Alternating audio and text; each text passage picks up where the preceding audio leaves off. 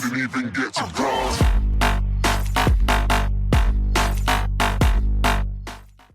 Hello guys, today we'll be going over L'Hopital's rule, and what L'Hopital's rule is basically it relates to limits. What it states is that if we've got this limit and we put our x value into the numerator and the denominator, and we're getting 0 over 0 or infinity over infinity, then what we can do is we can take the derivative of the numerator and the denominator and then solve the limit. And notice I've got all these other cases here besides these two, and in these cases you can't use L'Hopital's rule. However, you can manipulate these cases, and you're going to want to manipulate these cases to look like this case and this case. And then you'll be able to use L'Hopital's rule. For L'Hopital's rule, you can take the derivative of the numerator and the denominator more than one time. In fact, in some problems, you're going to have to do it quite a few times. So let's move on to a proof of L'Hopital's rule. So let's start with our givens. We've got f of a equals g of a is equal to 0. The derivatives of f of a and g of a exist. And then basically I'm going to prove L'Hopital's rule by going backwards. So we're going to start with the derivative of f of a over the derivative of g of a. And what we're going to do is basically say this is the limit definition of f of a. These two are equal, and then same for g of a. So then we turn them into this limit over this limit. And then what we're going to do is, because we have the limit as x approaches a on the top and the bottom, we can condense that into one big limit. And then in this limit we have x minus a on the denominator here and here, so we're going to cancel those out. And then that basically just goes to limit as x approaches a of f of x minus f of a over g of x minus g of a. And then what we're going to do is we're going to plug in the values that we were given for f of a and g of a and then solve. So we were given this f of a and g of a are both equal to 0. So then we get the limit as x approaches a is f of x minus 0 over g of x minus 0. So the limit as x approaches a is f of x over g of x. So L'Hopital's rule is proven. Let's move into some examples. Okay, so our first example is the limit as x approaches infinity of ln of x over the square root of x. So if we were to put in infinity, we would get infinity over infinity, which means that we can use L'Hopital's rule to solve this limit. So let's take the derivative of the numerator and the denominator. This is further equal to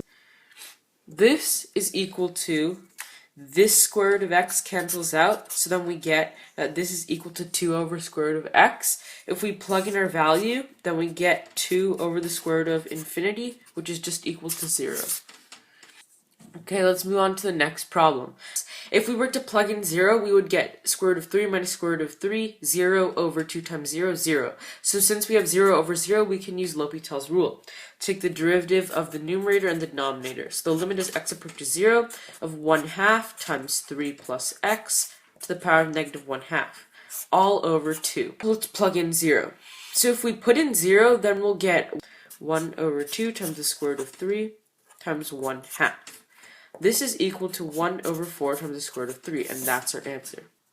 So here's the next ones that we're going to do. Limit as x approaches 0 of e to the x minus 1 minus x over x squared. If we put in 0, we get is 0 over 0, so therefore we can use L'Hopital's rule. Limit as x approaches 0 of the derivative of e of x is just e of x, 0 minus 1. This is 2x. And then notice, if you put 0 back in, you're just going to get 1 minus 1 over 0.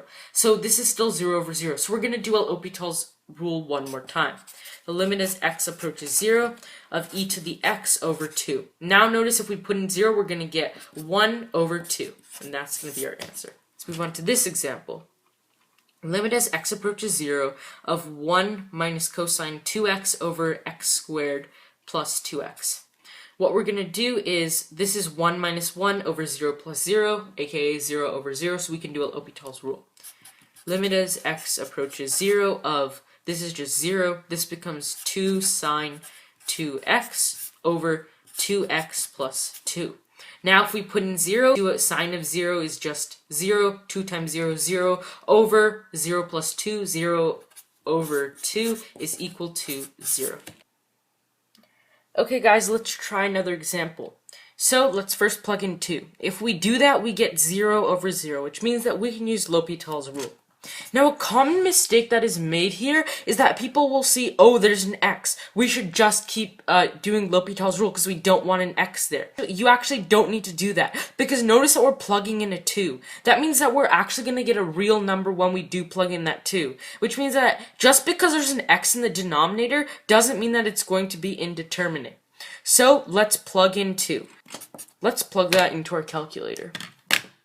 So we get 2 squared, that's 4, times 3, minus 14 times 2, and then plus 10. So our numerator is going to be negative 6. Now let's do the denominator. 2 times 2 is 4, plus 1, 5. So our answer is negative 6 over 5. So this example is a little interesting, because if we put in 0, we are going to get 0 over 0, which may prompt a lot of people to do L'Hopital's rule. However, if you think about it, there is an easier way to do this problem. So what I would recommend is if the problem that you're doing says that you can use L'Hopital's rule, or you can do the derivative another way, I would look for another way to do the derivative, because sometimes that can be a lot easier. So in this case, what we're going to do is we're going to multiply the top and the bottom by x cubed. And this is perfectly legitimate, because if we canceled out these x cubes, we'd still have this same thing. So then, let's split this into 2 fractions. And then what are we going to do here? Notice over here, we have x cubed and sine cubed of x. What we can do is we can basically set x over sine of x cubed. And this will still produce that. So what's the point of doing this? If we apply our laws, we know that sine of x over x is 1, and x over sine x is just 1. So what that means is that this is basically equivalent to 1 times 1 cubed, which is just 1. And that is a really simple way of doing this problem.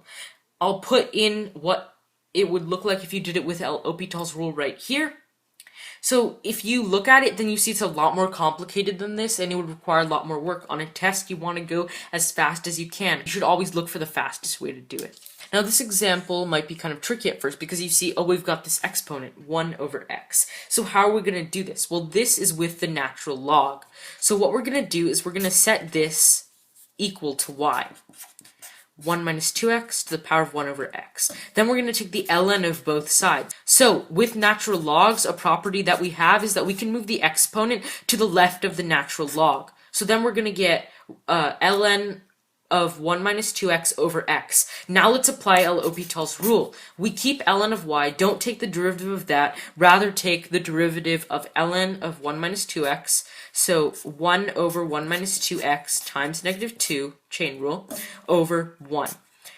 Now what we're going to do is we're going to plug in our value. So what we're going to do is we're going to take 0, put that in, we're going to get negative 2 over 1, that's negative 2.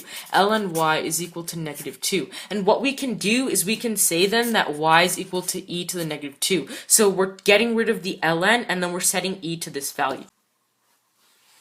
So we're going to solve this last problem in the same way that we solved the previous problem. What we're going to do is we're going to use natural log. Okay, so what we're going to do is ln y is equal to ln of 4x plus 1.